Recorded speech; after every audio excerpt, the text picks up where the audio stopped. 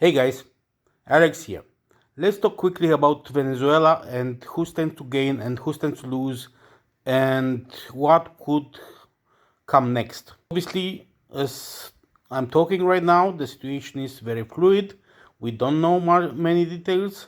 We know that there are several pretenders to running the show in Venezuela that are in discussions with the US government, but we obviously do not know what goes on behind the closed doors.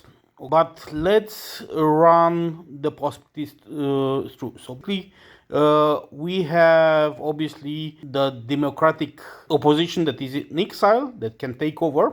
We can have some hardliners from Maduro that could form an intermediary government, and we could maybe have some general that can take over from the military junta.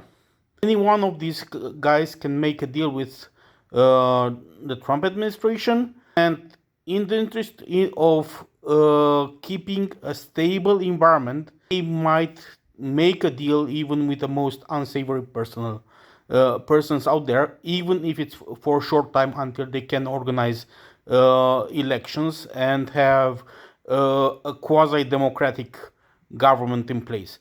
I say quasi because probably the US government will not want complete and free elections without determining who the candidates are. They don't want a repeat of Maduro. They probably will not want another socialist regime taking over, and they don't want maybe someone that is too democratic that will not agree to U.S. intervention in their affairs moving forward.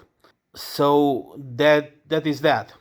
The big losers so far are China, Iran, and Russia. Venezuela was a good ally for all of them. Obviously, the most hurt ones are China and maybe Iran. They both had close ties with the Venezuelan government.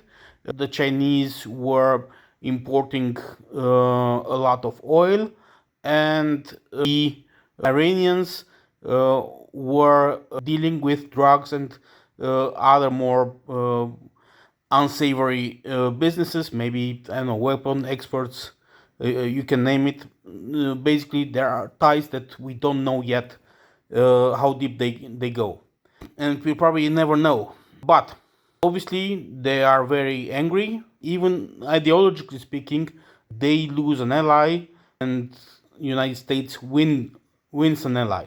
They lose influence in the Western Hemisphere. The U.S. government gains influence. Also, this has the unintended consequence that it weakens the rule-based order. It's not that the rule-based order has been completely followed by the big guys, but until Trump, even the United States kept a modicum of respect for the rule-based order and tried to follow the rules. Now this is no longer the case. This opens up a can worm where all the major powers and the regional powers may feel emboldened to take similar steps. I'm thinking here not just of Russia and Ukraine, not just of China and Taiwan, but also I'm thinking about Turkey, who has maybe interested in Syria, maybe interested in Cyprus. I'm thinking of several conflicts in the African region, which may start to be settled with the weapon in hand. And who knows, maybe even on the European continent, we'll see similar things. For instance, just as a hypothetical, once Poland arms itself to the teeth, as they promised, they could very easily secure their borders by invading Belarus. This will also secure their northern friends, the Baltic states, and Ukraine will be also thankful for it. It will basically halve the land border that they have to defend against the Russian empire that Putin wants to build.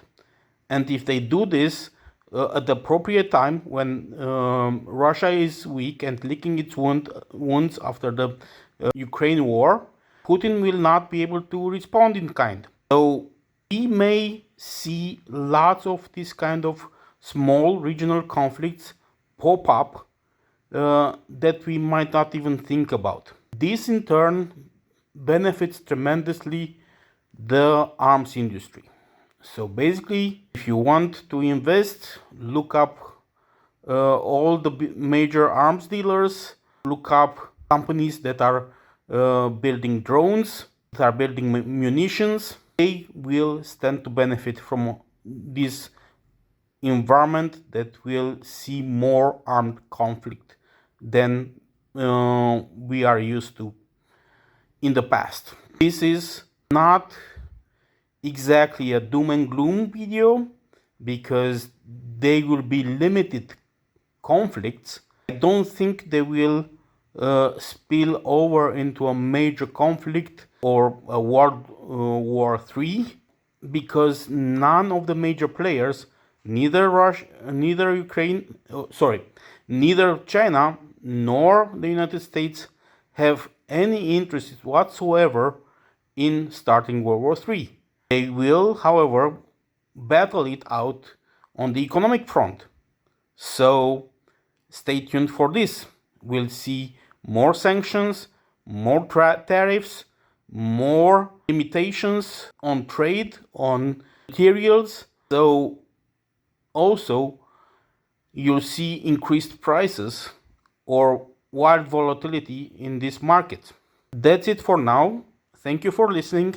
Alex out.